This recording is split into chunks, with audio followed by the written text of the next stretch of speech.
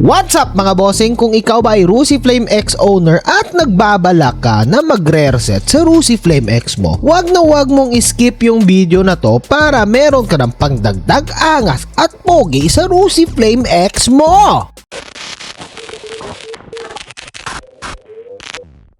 Alright mga boss, dumating na nga yung in-order natin sa Shopee na pang Rusiflame X natin at saka pwede daw to sa Rusiflash X. So i-unbox na natin at gugulatin ko kayo kung magkano lang to nabili ko.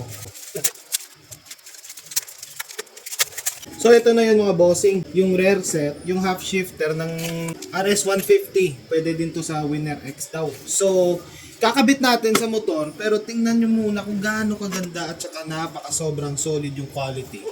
Nang kahit mumurahin lang, pero sobrang sulit. Unbox natin to kung ano yung mga laman. Aray ko!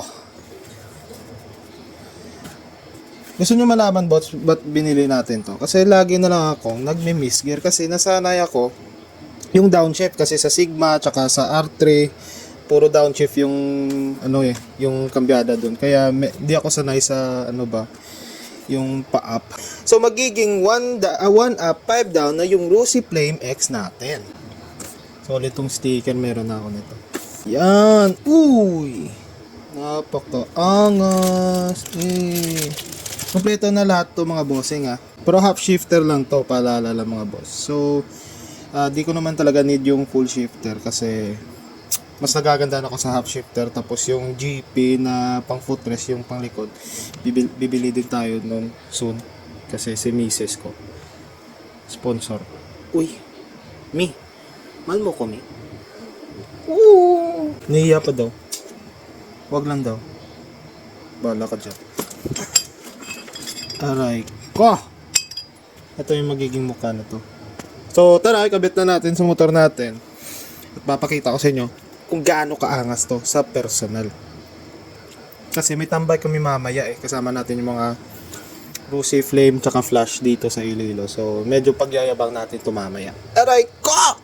So yan mga bossing, naikabit na natin. Pero papalitan pa natin to ng kagaya nito. Wala pa akong spare Eventually hindi siya plug and play. Kasi akala ko plug and play siya ng kasi same lang sila ng RS. Pero meron kang konting modifications na gagawin. Lalo na pag hindi ka nagbabalak na palitan to, yung gagawin mo, ipapaikli mo to or tatabasin mo. Sa akin, ayan, kung nakikita nyo mga bossing, pinutol ko to, kasi medyo mahaba to yung stock pinutol ko yung bolt, kinaikli ko, tapos yung ito din, pinutol ko din, tapos winelding natin. Tapos mas mahaba na bolt yung gagamitin nyo dito. Tapos mag-add din kayo ulit ng spacer kasi yung mga dalang bolt nya medyo maikli. Tapos assemble nyo lang muna to dito sa side at wala na kayo masyadong gagawin. Ito lang, tatabasin nyo. Yep. Okay ba? Tatabasin nyo lang, gawin nyo lang maikli ito mga bossing. Tapos yung dito naman, pinaganon ko na lang yung style niya. Pinayuko kasi yung ito medyo nakatiklop ng konti. So kaya ayun, nag-decide tayong putulin tapos ginanyan ko lang. Same pa rin yan. Tatrabaho pa rin yan, gagana pa rin. At sa kabila naman mga bossing, ito plug and play lang siya dito. Ito yung plug and play dito. Pero hindi ko na kinabit yung kasama niyang shifter. Kasi yung rod dito, yung rod na papunta dito, bumabangga yan dito. So hindi mo maikambyo ng maayos. Tapos kailangan mo ng mas makapal na spacer para mag-align lang sila. So nag-decide na lang ako na pinutol ko yung stock. Tapos may butas din to dito yung kasama nito. Ito yung original na kasama. Tapos binutas ko, wineld ko ng konti na tinugtungan ko lang siya ng pang extra support niya. Hindi pa nga masyadong malinis kasi balak ko bibili na ako ng universal na shifter. Kasi mas gusto ko kasi yung 1 up 5 down kasi minsan na mimiss gear ako kasi nasanay talaga tayo bossing sa 1 up, 5 down. Kasi yung buhay pa yung Sigma ko, tas lagi natin gamit yung R3.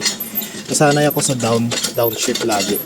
So, yung buhay ko ngayon, nasa 1 up, 5 down. Regarding sa cover dito, hindi siya plug and play. Kasi meron kayong tatabasin dito pag hindi nyo kinuha yung cover dito. Pero sa use case ko kasi, kinuha ko na yung cover kasi mas trip ko yung naka-open siya dito. So, eventually, hindi siya plug and play for Rusi Flame X. At hindi ako sure kung sa flash, plug and play siya. Pero, konting modifications lang naman yung mga gagawin nyo. Hindi naman ganun kahirap. Kasi, yung mga bolts na dito, pati dun sa kabila, plug and play na siya. So, sa mga gustong mag-rear set, pwede talaga yung rear set na to ng smoke.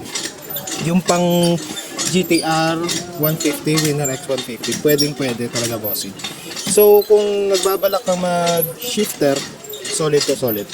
Na-try ko na to kahapon, tinest ride ko, mas andali niya i-cambio. Smooth yung kambiyahan ko sa kanya kasi nasanay nga, gaya nga na sabi ko, nasanay ako sa 1 up, 5 down. So, padagdag pogi na. Shifter ng Winner X or Winner X GTR at saka RS150. Plug and play sa mga bolts pero konting modifications lang. So yan ang mga bossing, update ko kayo kung ano pa yung next project natin dito at ano pa yung mga pwedeng compatible parts, lalong-lalo na sa sa mags. Papalit pa ako ng mags, so gagawin natin Malaysian concept to. Ingat mga bossing.